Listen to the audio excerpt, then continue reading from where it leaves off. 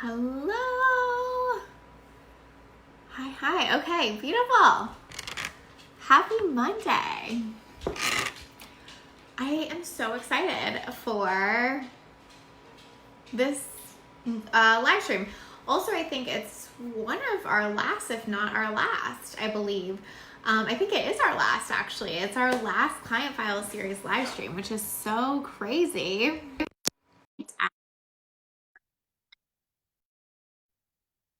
As announcements in the group. Hello, my love. How you doing? Perfect. So thank you guys for joining us. This is our last one. Cori is like our finale patiently here. waiting my turn. So yes, just waiting. And she has actually intentionally not watched any of the other ones because she didn't want to know what questions I was going to ask. She didn't want to have any idea. So this is fresh, new, coming at ya. Rita says, yes, I've got my champagne and I'm ready to kick back and listen. Rita. Well, hell yeah, I need girl. champagne. Why don't I have champagne? Very remiss of me. Cori's like, wait, I've made a serious Hold error. So tell us, I think a lot of people in this group know who you are, but just tell us like who you are, what you do, all that good stuff. And so I'm Cori Javid. I'm a success coach and a business mentor. I'm the host of the Limitless Mother podcast and founder of the Limitless Mother template shop. And I specifically help mothers, obviously, as the titles would lead you to believe, to create success because they're mothers, not in spite of it. That's my driving mission. So good. And so that's kind of what we're talking about today, although mom or not, like obviously this is going to be really relevant for you in terms of like whatever else you have in your life that you want to dedicate time and energy and effort to. I think that, so often we think we have to be working a certain amount of time to create success. I would say personally for me, I probably work between 35 and 40 hours a week, but like that fits my life right now. Like I was actually saying this to someone recently, but I was like, I love what I do. So I can't imagine if I was working like 20 hours and then just sitting around. What would I be doing with the rest of it? Like, I mean, could have fun and travel and do all those good things, right? But like, this is something I want to spend time and energy doing. But if I did have a kid, that would totally change, right? Like, it might not look like 35 or 40 hours. So I think what's just beautiful is to just see, like, it depends, like, for you. So I would be curious for everyone listening, like, what's your ideal? There's no right or wrong. And like, I work 25 hours. That works with my child, but maybe you have 4 kids and you can only work 12 hours. Do you know what I mean? Like there's no right or wrong. Whatever feels good, I think, is the thing. Totally. And planning around that. So I ask people on discovery calls a lot. I'm like, okay, so tell me, like, how many hours do you want to be working a week? How many are you working now? And is that in alignment? And almost everyone is like, oh shit, I don't know. Let me think about that. Or like, good question. I haven't even really thought about that. And so what we're saying is like, think about it. Like if you're listening, tell us like, what is your sweet spot? Do you know what your sweet spot is? Maybe it's 12, maybe it's 20, maybe it's 40. It doesn't matter. It's just like knowing and also giving yourself permission around it. Actually, I was on a call today with somebody who won a call with me off the back of my recent launch of the course that I ran. And she was saying to me that she'd taken the whole summer off with her son and she'd had a massive cash month in August, doing no extra work. And I was like, yay. And she said, but now I've booked all of these new clients and I've got this kind of glut of work. And she goes, and like, it feels good to be like moving through it. And I wanted the money in. And I was like, stop justifying it. Are you happy with doing 3 months off and then a busier period? And she was like, well, yeah. And I was like, well, give yourself that permission. Just own it. Like, this is what feels good to me. No right or wrong. You don't have to be consistently working, say, 25 hours like me. For her, it was like working not at all and then working a ton, but that actually felt good to her. So I love just for people to give themselves permission around whatever feels good to them.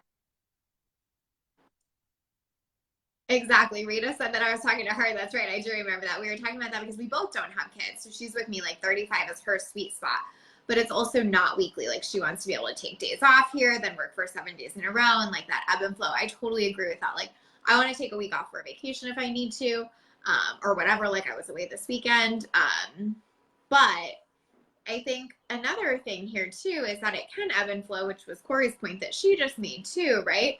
Of like, you know, you may take some time off and you may be more in it. And I experience that a lot in my business. Like I go through seasons where I feel like, does anybody need anything? Like what's going on? And then seasons where I'm like, oh, everybody does need something. Like, let me get on that. And I think that there's nothing wrong with that either. But I feel like for you, you've had to be really strict around that. So what does ebb and flow look like for you? Yeah, so for me, ebb and flow looks like maximum 25 hours. Like I'm topped out there.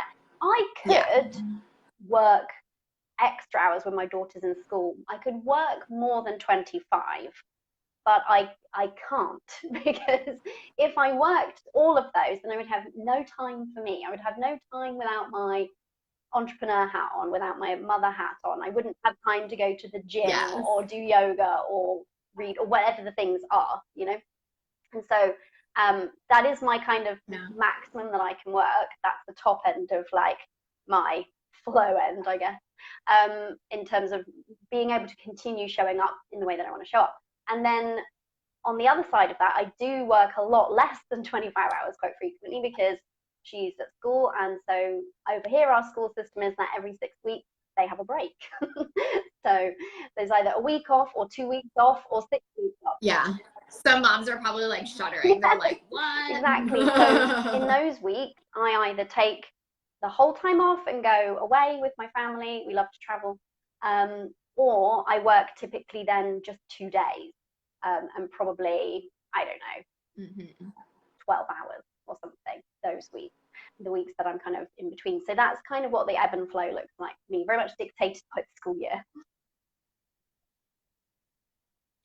So I think something that's interesting too, and I think that I want to have this conversation because just like knowing the back end for you and like also knowing like what people see is, I think that they hear that and they think like, oh, that's the Holy Grail, that must be so amazing or whatever. And like, yes, and I think it takes such an incredible amount of discipline to stop working.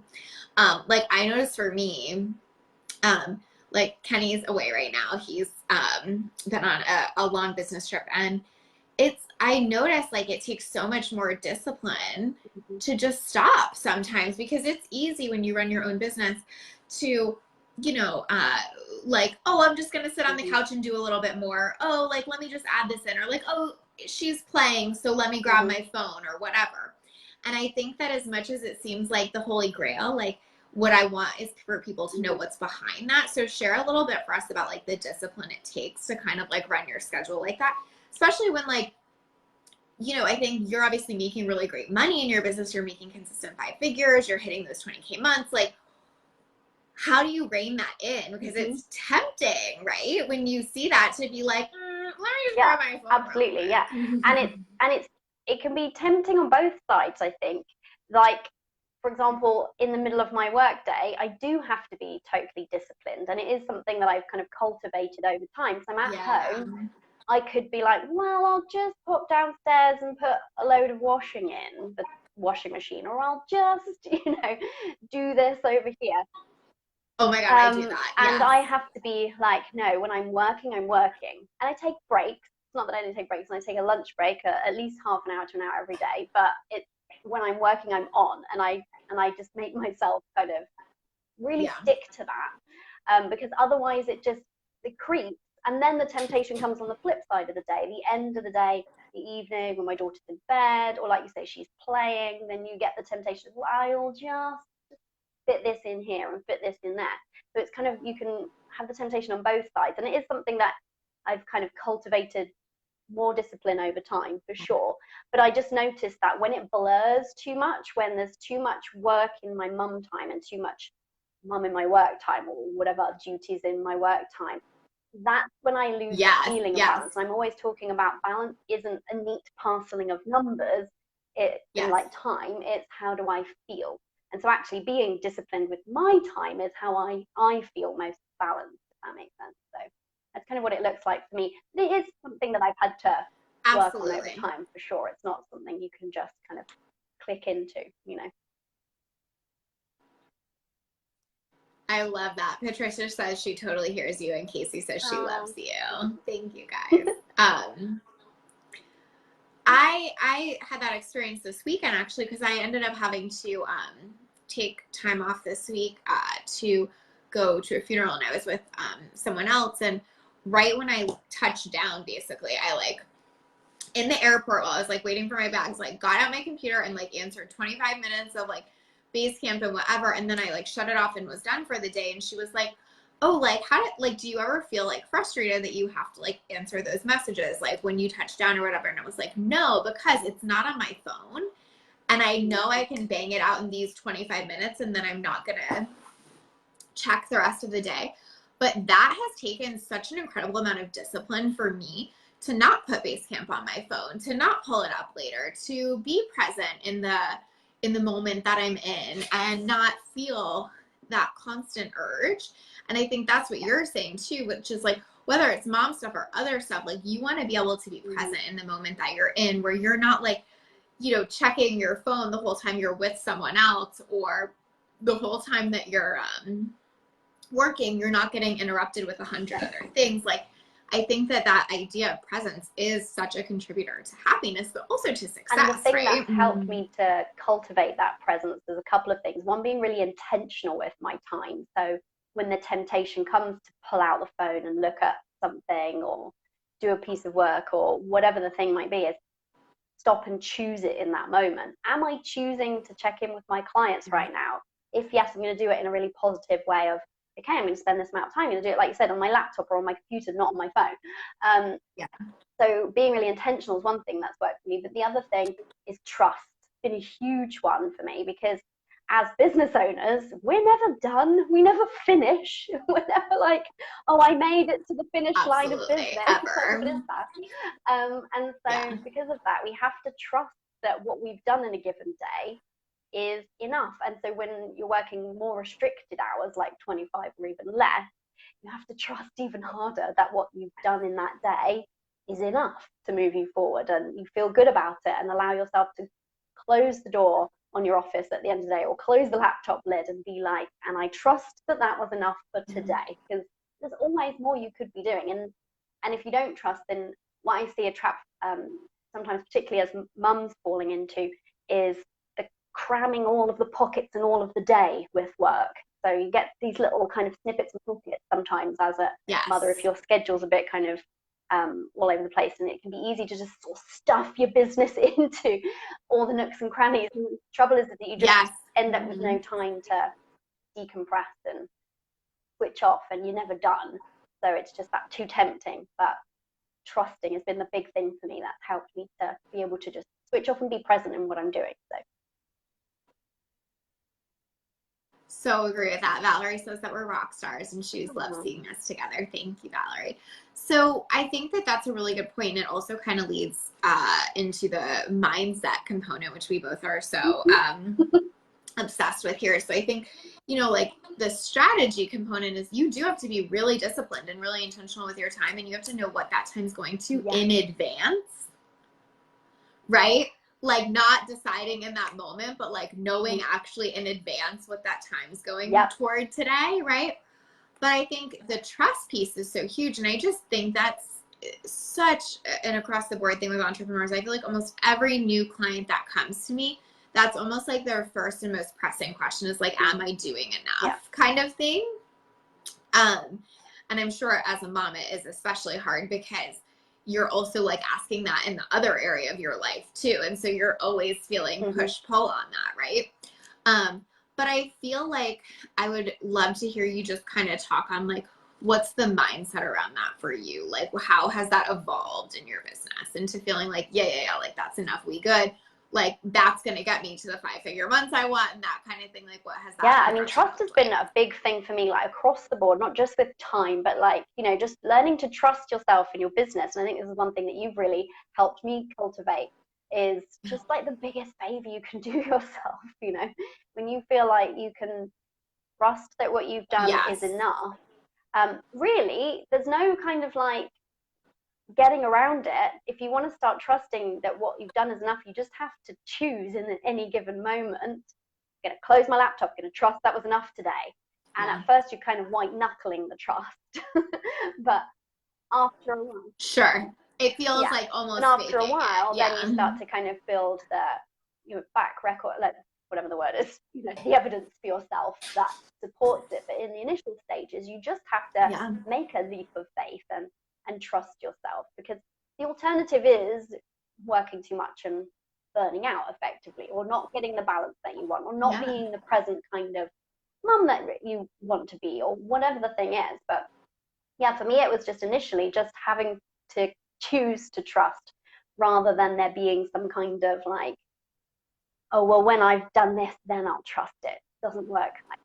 You have to just kind of choose it first. So that's been a big thing for me. And anything mindset wise, I'd like to be really proactive around it. So, any kind of like journaling that I do has like incorporated an element of trust in various different guises along the way. Like, I trust the universe to do its half. That's a big one for me that I sometimes might need to remind myself of.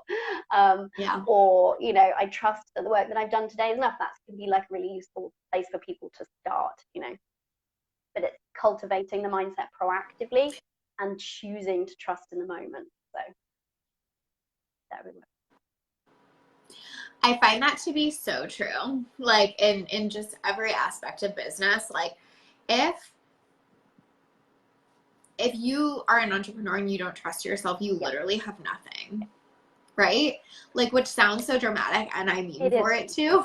Necessarily, yeah. Because like your whole business rides on you. And so if you don't trust you, everything you do in your business is going to be awful. It's like being in a relationship and having no trust in your partner. Like, it's going to feel awful most of the time if that's what's up, right? And it's really easy for people to lose that trust with themselves. And I think that when people start a business, if they don't have a track record of having run a business, they can feel like, well, how can I trust myself? Or I don't know what I'm doing here. Or look at this person over there. They know what they're doing. Therefore, I don't know what I'm doing. Therefore, I can't trust myself. There's all these kind of this internal dialogue that we can bring on. But again, it's about being really aware that you need to cultivate that trust for yourself. And it's like, like you were just saying, like the biggest favor we can do ourselves is to learn to trust. You can't win it any other way than just choosing in one moment to go for it. I think one really important thing that we're hitting on, and I think I'm just like so grateful that this is kind of how we're capping this off, because I think it's so important, is that what we can often do is we hear like Cori, we're like the 25 pound, I was going to say dollars, but I caught myself. The 25K a month, goal, or like the 25 hours a week, and just think like, oh, that must be so amazing. That must be so cool. That must be so magical. And like, check, check, check. Yes, yes, yes. And what Cori's saying is like, and all of that came with like a lot of intention and a lot of discipline, like the discipline of doing mindset work in advance, the discipline of choosing to trust myself even when I didn't feel like I could, the discipline of watching my time and being really present. Like, all of that sounds so good in theory. Like, oh, it would be so nice to just be present when I'm with my family. But it takes intention and quite a fucking metric shit ton of effort. It's the unsexy side. To do. It is. And so is the mindset. Like, nobody's just like jumps into entrepreneurship trusting themselves. Like, it takes cultivating that in a pretty sincere and serious way to get there. And so these results are possible, and they are yours, and they can be yours. But like, that back end work of like doing that every day is key. So like, tell us for the mindset piece, what does that look like for you every day? Because obviously we know you're like scheduling, you're planning in advance. Like, what does the mindset piece look like in terms of mindset piece is the most important part of my business. My head's not in the game, my business isn't rocking its A game. Like, that's just the most fundamental piece. And I'm my business's most important asset. So my mind needs to be on point, right? So it's been a priority for me for like the longest time. And so it's always the first thing I do every single day, rain or shine, on vacation or holiday, at home, doesn't matter. First thing in the morning, we grab my journal, and maybe too much information for people, I lock myself in the bathroom with my journal and my pen, because as a mum, you got to do these things. Exactly. Whatever you got to do. And that way I don't get disturbed. And I have 5 or 10 minutes, and I am really intentional about cultivating my mindset so that it serves me. And so actually it's been a really fundamental piece in working 25 hours and continuing to expand my income. Has really, the foundational piece has been my mindset, believing in more, without having to increase my hours, because it'd be so easy at any point in your business to be like, well, if I just did 30, I could take in this many extra clients and it could mean this extra money.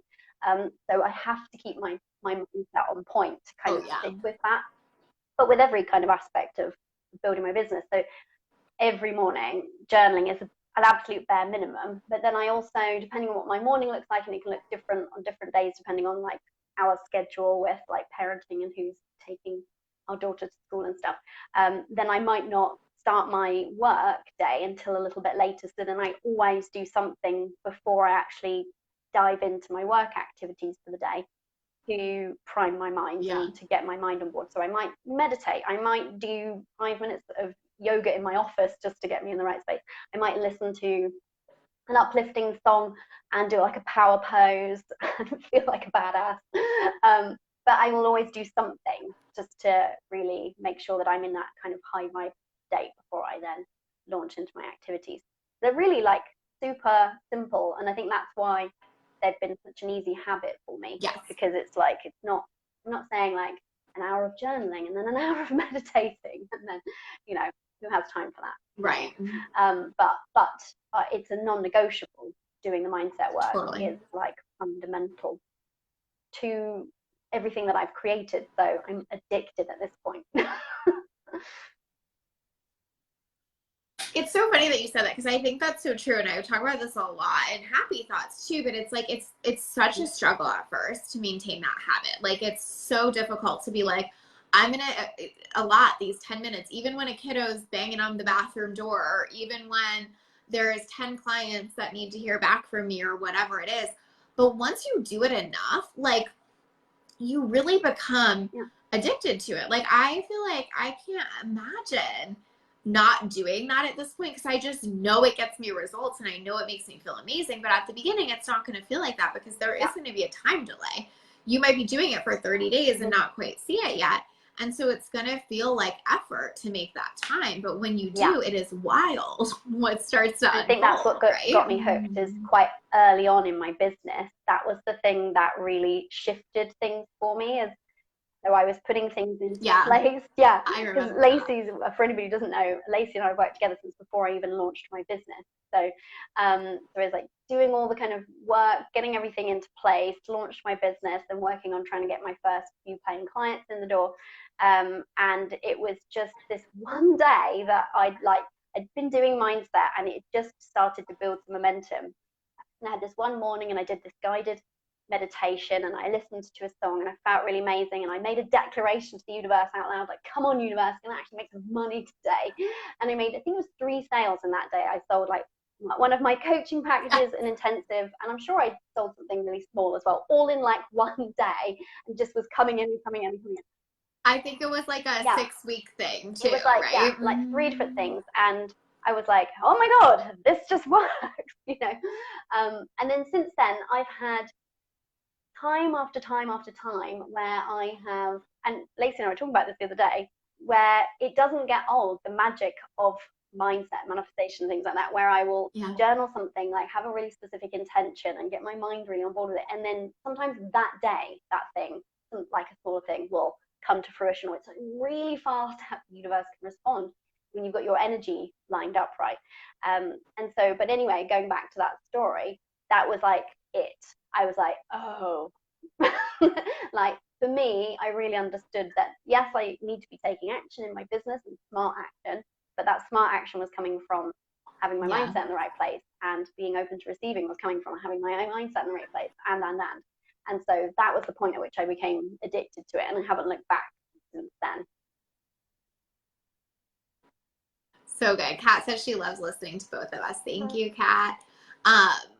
It's so funny because 2 things come up for me when you say that. One is that's why, like, I always enforce for people that, like, yes, do the strategy, yes, do the execution, but if you really want to see the magic, it's always in mindset. Like, I think so many people want that one strategy to hit it big. And I've honestly just never seen that work. What I've always seen work is that one mindset moment that just clicks and things shift. And like ever since that day, like the momentum has carried you. Like it's continued to pick up from then. It wasn't like, oh, you had a one hit wonder and then it was hard for a long time. Never looked back. Yeah. And that is what mindset can do. Like, not to promote the whole magic pill thing, because it's not. You had been doing the work every single day until that moment happened. But like that magic almost always comes from the mindset work. And like you could probably equate it to some strategy we're doing at the time, but like it's usually and almost always like you just made a shift and the universe like shifts with you so quickly. So like if you're looking for the magic, it lies in the mindset work, right? Exactly. I don't know, I can't remember exactly the specifics of it, but I do remember I wrote a post about a year ago that it takes the universe 6 seconds to respond or something. Because I remember once I like made some request, got my mindset on board, and literally within something like 6 seconds, I got an email in of like a sale or something like that. But the thing is like, I do think, like you say, those magical times come from when your mindset is really on point. But you can create the magic yourself by having your mindset on point and showing up with the right energy for your strategy. The two without, like, the two separately is just totally don't work in the same kind of magical way as when you put them together. Exactly. And I also want to point out, because I think this is really important, and this is my experience of it, and I know yours too, is that like, but here's where people get confused. They wait till they want something, then they try to do the mindset work, and they're like, why isn't it working? Why isn't it working? The reason I think it works so fast is because you're constantly greasing the wheel, so to speak. And so that when there's like a specific ask, you're sort of like in the right energy and vibration for it to come. Like I noticed that a lot. Like I do really, really, really consistent mindset work. And then recently, like a week ago, maybe like 5 days, something like that, doesn't matter. But one of my like local friends that I used to spend like so much time with, her schedule has changed and all this stuff. And I was just feeling this like void in my life of like female friends to do things with. And so I like wrote in my journal, you know, like I want to have more local friends and more connection. And I swear like the most wild things have happened in the past 5 days where like now my schedule is so full all of a sudden that I'm like, oh, I should have been more specific because this is a little intense now. But like it came so fast and so furiously. But I know it's because I was cultivating the right mindset up to that point where when I wrote it, I truly had a belief that the universe was going to deliver. I wasn't like, well, let's see, I want this thing now, so what do you got? Like, I'm like, I believe in this enough to show up for it every day so that when I make a request, it's like crazy how fast it gets met. For sure. Right? And if you had done no mindset work for a year and then decided to dig in with that request, wouldn't have turned around that quickly. Yeah. You know. Exactly. I would have been like, oh, this shit doesn't I see it work. like it's like maintenance, right? You're like maintaining your mindset at this kind of high vibe level and like continuing to cultivate trust and believing in yourself and believing in possibility and all of this. It keeps you at that kind of high mindset level, which means that anytime that you want to make a request or focus your attention on something specific, you're like already in a really good space to narrow that attention and energy onto it rather than kind of winding everything up from, you know, zero, if that makes sense. You're kind of ticking along nicely up here. Yeah, you know what it makes me think of? I don't know if you guys know, but I really like the Gottmans. They're relationship experts, and they do like a ton of data and research on relationships. And something they talk about all the time is having almost like a relationship bank account where like you have to be putting deposits in every day of like reaching out to your partner in some way, making them feel appreciated, making them feel special. So when you need to take a, oh my God, withdraw. What word am I trying to say? You need to make a withdrawal. Exactly. When you need to take a withdrawal, like the bank account is full. And so then when you come home and you're an asshole to your partner one day, like you can make a withdrawal, but the bank account's full. So you don't like have this really huge consequence, right? And I think mindset is so the same. Like I want to always be putting in deposits so that when I need to make a withdrawal and be like, yo, universe, you're going to need to send me some local friends and we're going to need to get this done. Like it happens so fast versus like if I was at 0 and then was trying to make a withdrawal, like it would just and feel also different, right? On the flip side, if you're doing the mindset work and keeping yourself at this kind of highly maintained level, and then something weird or bad happens, then I can't see the comments. There's something funny. Sorry, I'll tell you after.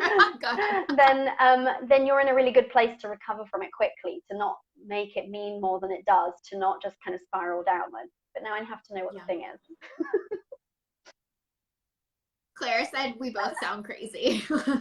But she said, but it's so bloody true. You have to have experienced it to believe it, but magic exists. Exactly. Like, I think that's so true. Like, if you're new to the mindset and whatever, and you're like, what the fuck? Totally be like, what the fuck? I get it. And like, you can just kind of lean into it and see what happens for you. But I feel like, we're not saying like don't do the strategy. I think Cori is extremely strategic and extremely intentional and very planful in what her time is going to and how and all of those things. But the rocket fuel that makes all that work is the mindset. Like if you were doing your exact schedule in the exact way you were and you had a shit mindset, what would happen? Yeah, and I've said this so many times. You know, when you say something loads of times, you don't know if, I don't know that I created this or if I borrowed it from someone, stole it from someone, and I'm now passing it off as my own. But hey, feel free, somebody, to correct me if you know where this came from. But maybe it was you, Lacey. That'd be hilarious. But I would say that having like a great strategy, but without your mindset, is like having a car, but with no fuel in it. Like, it's nice, but it's not going to go. You know, you need the two. You need the two pieces together. Totally. And it's the same thing, you know, like that's, you know, I think the trap that people fall into when they want to borrow somebody else's complete strategy or way of doing business. And that's the thing that I love about you, and I love that I know from the kind of people that you're having on to this series, is that there's lots of different people doing success their way. And that's the thing, and that's why it doesn't really work to just exactly take somebody else's like whole entire business or way of doing things and try and make it yours. That's why people are like, oh, but I followed that, they did that, and now it's not working, because you didn't have the mindset to back it up. So and that's what I love about totally. And I don't know if I'm going to just say, don't know if I can say this, I'm going to say it, but in our mastermind, the thing that I love most is that when people share their successes with the group, the thing that you always ask all of us to share is, and what was your mindset around that? And I think that's such a great question. Like, that's the question people should be asking, not like specifically, what was your, 7-step strategy? It's so funny because on a different live stream, I think Elise was on or something, and Natalia was on watching, and she asked her, she was like, what was your mindset around that? And then Rita was on hers, and I asked her a question, and she was like, well, my mindset around that was, and it's so funny because it's like gotten locked into all of us, but I think it's so important because it's like what we're trying to do in the mastermind, and as an example of what Cori's talking about here, is what most people are sharing is not like, well, I did these exact 3 things, and I think, Cori, you should go do those exact 3 things. We're like, I did these exact 3 things, and I think the reason it worked is because how I was thinking about it was this. Right. So again, it's not that the strategy is completely unimportant. It's just like we're trying to go to the root of what's behind the result coming, because we could all go do the same things and get different results. Like, you could see that across the board online, but what you can't do is add that rocket fuel unless you have the mindset down, right? And I think that's the thing that Rita said, I asked my husband the other day when he talked about something he did with his computer, what was your mindset around that? And he looked at me like, and was like, the computer was frozen, and so I rebooted it. What has Lacey done to you? I love that. Whatever. He worked magic. He manifested it. We will give him credit. Good job, Chuck, for manifesting your computer rebooting. But there's that great quote, isn't there, about the quality of your life is dictated by the quality of the questions that you ask. That's a better question to be asking, in my opinion. What was the mindset piece around that? Like, yes, find out the person's strategy, and then find out their mindset, and like take that on board as much, and then shape the strategy to suit you. 100%. And I think what I think is so cool about what we're saying, so like let's back up for 1 second and just talk about how we've talked about like, you know, hitting the 25K month, working the 25 hours a week, all of that kind of stuff. And what we're saying is you had to get really intentional and strategic, but you had to believe deeply that that strategy was enough, because if you were following the strategy first mentality, you would have heard from different people, well, you also have to do this, and you also have to do this, and don't forget to do this. And you would have been like, well, fuck, I don't have time for that. So that means I'm not going to be successful. And that's the trap everyone gets them, not everyone, but most of us at one point or another have gotten ourselves into, which is strategy first. And then we're like, well, I simply can't execute on all that, or that actually feels really bad to me, or I just don't have time, or that doesn't work for my business, or whatever.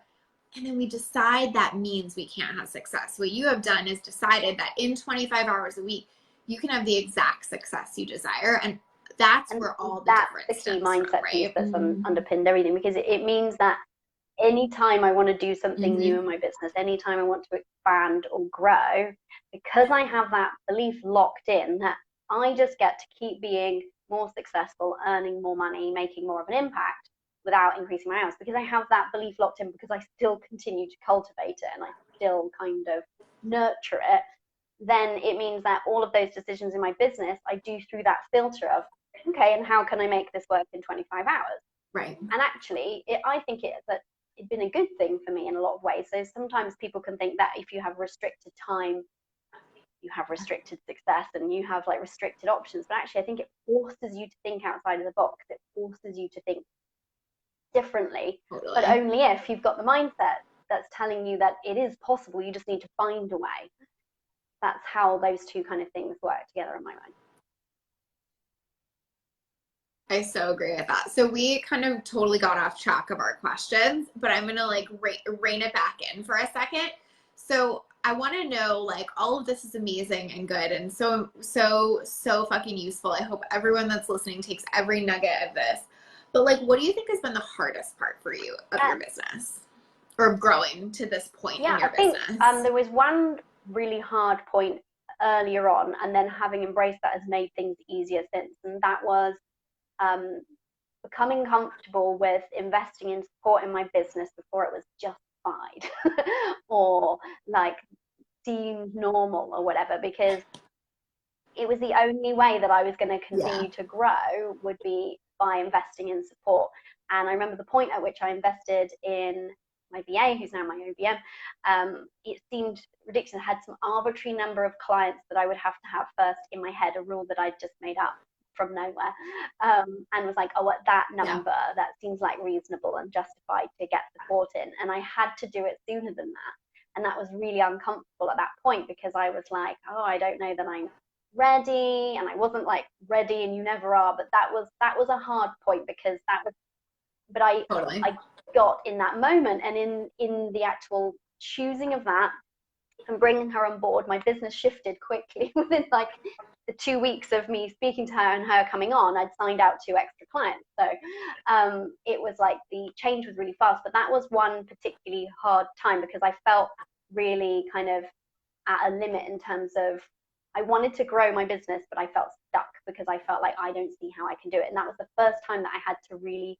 push through that comfort barrier to be able to make it happen. But then that stood me in good stead continuing on, because then I had that trust piece, because I was like, oh, okay, I can just keep doing that. And now I'm on the opposite side. As you know, I'm like obsessed with who can I hire to do stuff for me. You know? Who can do this? That's not me. My glass of water to my lips. Can somebody do that for me? I'm kidding. Can I delegate? But now I totally get it. Now I'm totally on board with the idea that money is time is my biggest commodity, not money. But that was hard at that point, because I didn't feel like money hadn't been flowing into my business for that long, and it didn't feel like reliable yet, and all of these things. So that was a trust piece. So that was one really kind of hard thing to make it happen. And then the other thing is, I think, putting boundaries into place. So boundaries have been the thing that have made everything that I've achieved in the amount of hours that I've achieved it possible. Like, you can't do that without really boundaries for days and really sticking to them. Totally. And the thing with boundaries is it means that you have to uphold them. You have to honor them with yourself. You have to tell other people, like, no, like, I can't meet you for coffee. I know I work for myself, but that's a working afternoon for me, you know, and making those kind of hard choices sometimes, in terms of like how you're going to do things and really sticking to your boundaries, can be hard initially, but again, over time it just becomes like the norm. But that was definitely for me something that took me, especially as a recovering people pleaser, that can be a really tough one, being like, no, this is my boundary and this is, you know, how things are for me. But actually, once you do it again, then it kind of, you become addicted to like, well, no, my boundary. Yeah. Still no. Yeah. It's funny because I think like of the things you're saying, what comes up for me, actually two things. One is I just had someone book a discovery call with me, but I'm like pretty full at the moment. And so they had to book for a few weeks out. And they sent me an email. Well, so when they booked the call, they were like, I pretty much know I'm going to hire you. Like, I'm just like freaked out and want to get on a call, but like, I want to hire you. And so then 2 weeks later, you know, we're still a week away from the call. They messaged me and they were like, holy fucking shit. Since I wrote that to you, since I booked that call, and since I decided I was going to hire you, I've gotten 4 clients. And I was like on a dry spell before that kind of thing. And I was like, of course, it has nothing to do with anything other than you took a stand for yourself. You decided you and your business were worthy of getting support. And the universe was like, cool, cool, cool, girl, I got you, and reflected that back to you. And so I think that's exactly what you were saying with your VA too, right? Which is like, you know, sometimes and most times in business, quite honestly, it's always about investing before you're ready. I think it's also about doing things before you're ready. And that leads me to the boundaries piece, which is like, I think so often we're waiting for it to feel comfortable, or we're waiting for it to not feel really hard, or we're waiting for it to feel like the exact perfect thing to do. And the truth is, in anything mindset related, it's taking the action that's most in alignment with what you want, not where you are, right? So it's like you want the boundary where you are as someone who's a people pleaser. So that difficult moment of taking the boundary action anyway is what most people aren't willing to do. But if you do the mindset work to get yourself there, and then you actually take that action, everything changes. Absolutely. Right? It's also about having that kind of zoomed out bigger picture view, that if I let this boundary slide here at this point, that actually has a knock-on impact. Like, one thing that I love that you taught me way back was that, you know, when you say yes to something, you're saying no to something else. And so that really kind of stuck with me. And that, you know, when you have those moments where you're tempted to loosen a boundary or be flexible in a way that you don't feel cool about being flexible because you want to please the person, you want to be the nice person, you want to, whatever the thing is. I always remind myself, well, what does that mean though? And like, does that mean like some of my time is being taken up doing something that's not serving my clients, serving my audience, otherwise making money? Like, you know, if it's in my business, those are like priority things, right? And if it's not, then I need to be really careful about that and be mindful of my time that way. And then now, when you can zoom out and see that and kind of make that decision with that extra piece of intentionality, it makes it easier to hold your boundary in the moment, rather than only thinking of the other person's reaction and perception. Absolutely. That's the perfect way to say it. Yes. Rita says she loves this. We live in a world of duality. You can't have freedom without structure, and it's a balance of honoring your workday and then personal life boundaries. Absolutely. One thing I say a lot is like, I feel like I've kind of like bought freedom and ease in my business by creating enough structure and by getting enough support. Like, I think so often we're like, where's my freedom and ease? And I'm like, oh no, like I bought that shit. Like I earned that shit by like setting up the structures, getting the support, that kind of thing. And I think it is that duality of like, so often freedom and ease seem at opposition to support and structure and all that stuff. And it's like they only and ever work together. I think there's a difference as well between, like, I always talk about like, I like things to feel easy or easeful. There's a difference though between like my life and business feeling like it flows and feels good and doesn't include things that make me feel like dreadful, But at the same time, it's not about everything being inside your comfort zone. That's not what we kind of mean by easy. I mean, I think that can get kind of Yeah, exactly. It doesn't mean that we haven't done the really unsexy work behind the scenes sometimes. Excuse me for a minute. I just totally. Okay, so my last question, well, actually, I have 2 more questions for you, but one is just where they can find you, so we'll get there. But my last question for you, I'm going to have you answer it, but I'm also going to answer it for you after, which seems weird, but you'll get it once I ask you, which is, I want to know, like, what do you think has been the biggest contributor to you creating this success, like the 25K month, the 25 hours a week? Like, if you could pinpoint one specific thing to that's why I created this success, what would it be? Hands down. Don't even need to think about it. Belief, like, which I guess is like part of your mindset, of course, but cultivating a belief in myself, a belief in possibility, a belief that I don't have to compromise, a belief that I can keep increasing my hours and not, increasing my income and not increasing my hours. A belief that I'm supported by the universe, like it all is underpinned by belief to me. Just being willing to choose to believe that things are possible for me ultimately, and that if I desire it, I can have it. Choosing that belief. To me, that's been the kind of the biggest thing. I think it would have been way harder, and I would have spent a lot more time going off this path or that path if I wasn't always cultivating that belief in what I'm doing and in myself and in what's possible. But I do want to know what you think. So, for perspective, Cori came from investment banking, right? So let's lay that on. So this top is like, new. I was not woo-woo back then. I wasn't into anything that I'm doing now. Yeah. No, you were like so strategically oriented, I think. And like that was like your experience for so long, and it was what you brought to business for a little bit too.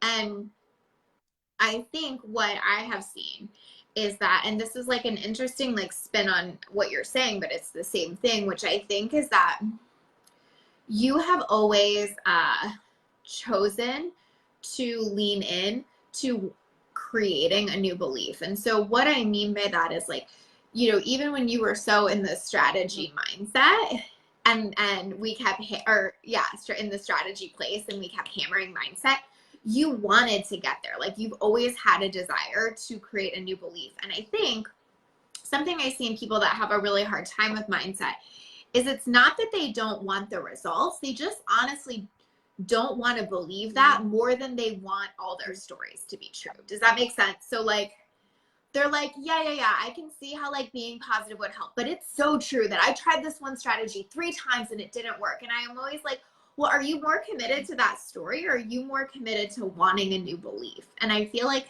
that's never been a question I have to ask you. Like you've always wanted to pick a new belief. Like you don't get really attached to the stories, and you get very committed, not just to the belief, but actually wanting your story to be different. And I think that is such a difference maker. Totally. Does that make sense? Yeah, and I think that I just am willing to let go of my own BS at any time that it's like reflected to me, or I uncover it or whatever. I'm like, oh, okay, we don't need that anymore. We can get rid of it. And actually part of my kind of evolution, like from that really strategic place that I came from in the corporate space, where like I was like, Lacey, I need to hire you so you can tell me the strategy. Yeah. I'm sure I said that like day one, which is hilarious now. But the thing is, I've been willing to let go of pieces of myself, like let go of and not feel attached to, oh, well, that's just part of who I am, or that's part of my personality. I'm like, oh, there's this thing here that hasn't been serving me. Bye. You know, I'm not going to argue for it. I'm not going to like be like, oh, but it defines me. Be gone, you know. Yes. Jana said that she loved to see your shift in life where you found that you are limitless. That's so good. She knows it. But I think that's so true, because I actually was having this conversation with a client the other day, and she's getting up around to this point about like the 25K mark and whatever. And we were basically talking about how like to grow past that, you have to let pieces of yourself die. Like that sounds so dramatic, and it's not. Like you have to let the piece of yourself. Yeah. Like like with her, like part of it has always been like the work hard mentality, which I think we can all resonate with in some extent. And I'm like, that piece of you that like is proud that you like fucking grinded it out literally has to die. Like there's no other way around it. Like you got to kill it off. And I think that being willing to continue to go through that metamorphosis and let pieces of ourselves die and choose new stories and choose new beliefs is as dramatic as it sounds, but it also produces the dramatic results. Like if we want to do something different, we have to be it first. So the only way we can be something new is by believing something new, which necessarily means leaving an old belief behind. So it just is the process. The sooner kind of become comfortable with that. It's like a weight's lifted, because when you're really holding on to a belief so tightly, you're fighting for it. You're using a lot of energy to kind of keep oh it. My God, and it's having an impact on you and slowing you down and whatever other thing may be. Whereas when you can just be like, oh, let it go, it's literally lighter in that moment. So yeah. And I have had to kill pieces of me, for sure. So great. I mean, still, right? Like to this day, like that's part of it, right? It's never done. It's kind of like an ongoing thing, right?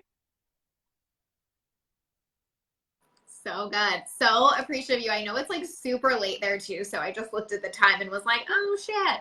So thank you for staying on so long. But tell everybody like where they can find you. Like we mentioned your podcast, you have a group, like tell them all the things. And then if you could drop the link on here afterwards, but just tell them where they can get in touch with you, how they can talk to you more, find you, all the things. So come and hang out with me on my podcast, which is the Limitless Mother Podcast. You can find it at iTunes, Stitcher, where else?